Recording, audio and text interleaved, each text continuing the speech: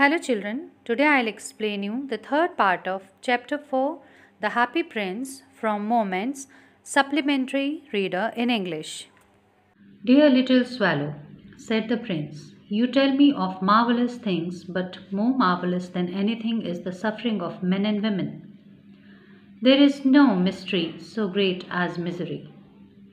Fly over my city, little swallow, and tell me what you see there. So now, when the swallow was telling the prince, about what he was seeing all around, sitting at the shoulder of the happy prince, then the happy prince told him that, Swallow, you are telling me all the marvelous things, good things, but I want to know about the sufferings of the people of my city.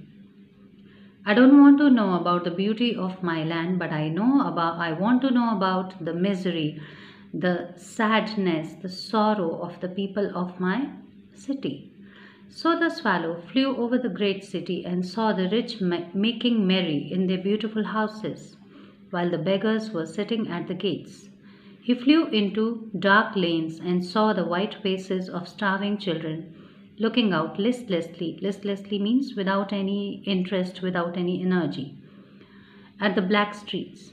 So the swallow bird flew over the city of the happy prince, and he saw that rich people were very happy. They were enjoying their lives, whereas the poor people and beggars were sitting outside the gates of the rich men. And he saw that the little children, the children of poor people, were starving. They had no food to eat. They were hungry. They did not get anything to eat. And without any interest, they were looking at their own black and dark houses. Under the archway of a bridge, two little boys were lying in each other's arms to try and keep themselves warm. How hungry we are, they said. You must not lie here, shouted the watchman, and they wandered out into the rain. Another thing which the swallow bird saw was that poor children were sitting under the bridge, and they were trying to save themselves from cold and rain. And they were talking to each other about their hunger. They were telling each other that they were very hungry. At the same time, a watchman came over there, and he told them, shouted upon them, that they should not sit here, they should not lie down there, and they had to run into the rain. Then he flew back and told the prince what he had seen. I am covered with fine gold, said the prince. You must take it off, leaf by leaf, and give it to the poor. The living always think that gold can make them happy. Leaf after leaf of the fine gold the swallow picked off, till the happy prince looked quite dull and grey. And then, listening to all these things, the happy prince was very sad, and he told the swallow that his body is covered with fine leaves of gold. And he told that, take out leaf after leaf all the gold out of my body and give it to the poor, because poor people think that if they will get gold, they will be happy. So the swallow did as the prince told him. He took out all the gold leaves from his body, and when all the gold was taken out of the prince's statue, the statue started looking dull and grey colored. Leaf after leaf of the fine gold he brought to the poor, and the children's faces grew rosier. Rosier means red. They laughed and played in the street. We have bread now, they cried. And when the swallow gave those golden leaves out of the statue to the poor children, they became happy. And they were telling each other that now, because they have got gold, they will sell it, they will have money, and they will have food to eat. So they were very happy. Then the snow came, and after the snow came the frost. The streets looked as if they were made of silver. Everybody went about in furs, and little boys wore scarlet caps and skated on the ice. After some time, the winter came, and there was snow all around, and it became very cold, and the whole town was covered with silver-colored Snow. All the people of the town started wearing furs and warm clothes, and little children were wearing beautiful caps, and they started skating on the ice, enjoying their lives. The poor little swallow grew colder and colder, but he would not leave the prince. He loved him too well. He picked up crumbs outside the baker's door when the baker was not looking and tried to keep himself warm by flapping his wings. And because of extreme cold, the little swallow's body was becoming cold and cold day by day, but he was not ready to leave the prince and go to Egypt. Because this was the time when he saw that prince had sacrificed all his things to make poor people happy, the swallow started loving the prince very much. And he started picking up dry bread crumbs out of the baker's shop when the baker was not looking at him, and this way he was filling his stomach. And to keep his body warm in the cold, he flapped his wings.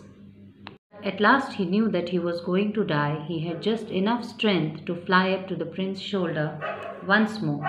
"Goodbye, dear prince," he murmured. "Will you let me kiss your hand?" So this was the time when he understood that now he will not be able to survive in the cold and he will die. So at that time he came to the prince and told him that, "I want to kiss your hand." "I am glad that you are going to Egypt at last, little swallow," said the prince. "You have stayed too longer here, but you must kiss me on the lips, for I love you." The prince was happy to hear that now the little swallow was going to Egypt. He did not know that he is going to die because he could not see without eyes. So he understood that maybe he is going to Egypt. That's why he wants to kiss his hand. But he said that, "You must kiss my lips because I love you. You have done so great work with me." "It is not to Egypt that I am going," said the swallow. "I am going to the house of death. Death is the brother of sleep, is he not?" And he kissed the happy prince on the lips and fell down dead at his feet. At that time, the swallow told the prince that he was not going to Egypt, but he was going to die. And he kissed the prince's lips and he fell down and died near his feet. At that moment, a curious crack sounded inside the statue, as if something had broken. The fact is that the leaden heart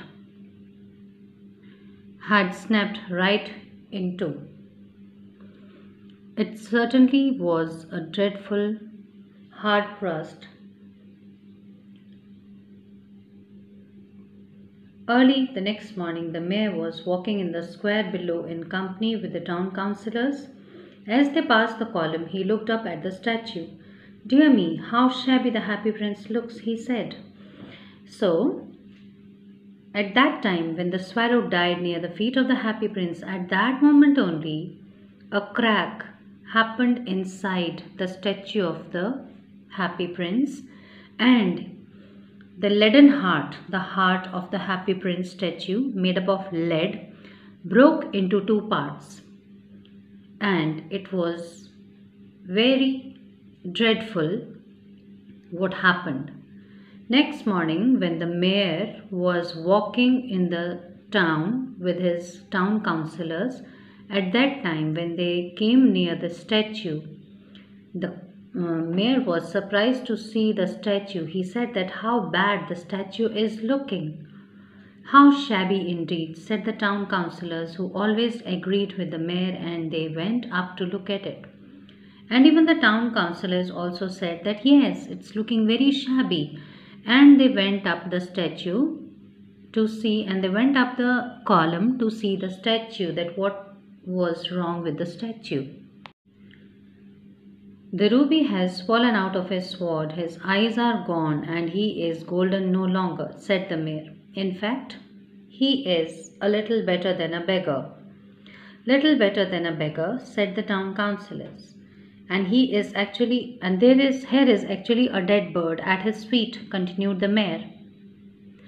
So the mayor told that the statue is looking so bad because all the gold of his body has gone, his sword is not having the ruby now, his eyes are not having the sapphires now.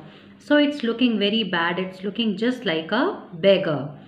So And they also noticed the dead bird at the feet of the statue. We must really issue a proclamation that birds are not to be allowed to die here. And the town clerk made a note of the suggestion. And the mayor said that we should write a board over here that birds are not allowed to die near the statue. So they pulled down the statue of the Happy Prince as he is no longer beautiful, he is no longer useful, said the art professor at the university. And after that, with the orders of the mayor, the statue was pulled down, and because it was not looking beautiful anymore, so it was of no use. It was not to be erected on the tall column in the town, so they pulled it down. Then they melted the statue in a furnace. What a strange thing, said the overseer of the workmen at the foundry. This broken lead heart will not melt at the furnace. We must throw it away. So they threw it on a dust heap where the dead swallow was also lying.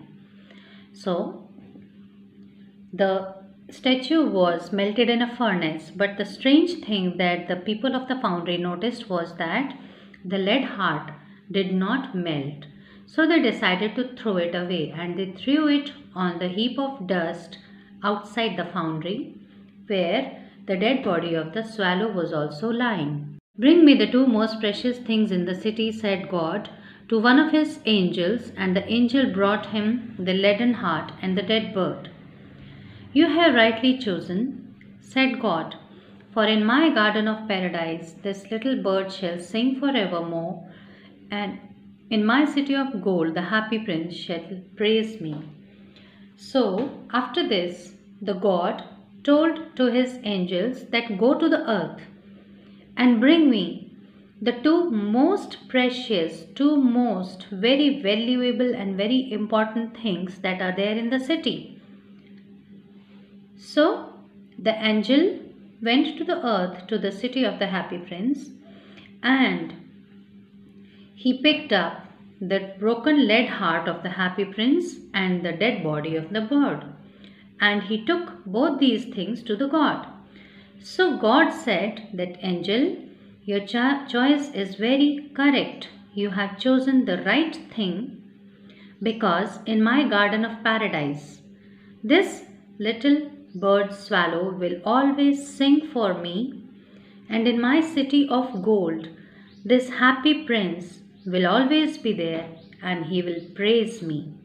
So in this way, we understand that in this story, Oscar Wilde has given us an example of the statue of Happy Prince. Even though it was a statue, but still it could see all around that people are very sad, they are poor, they are unhappy, they are starving, they are hungry, they don't have food, their children don't have shelters, their children are shivering in the cold.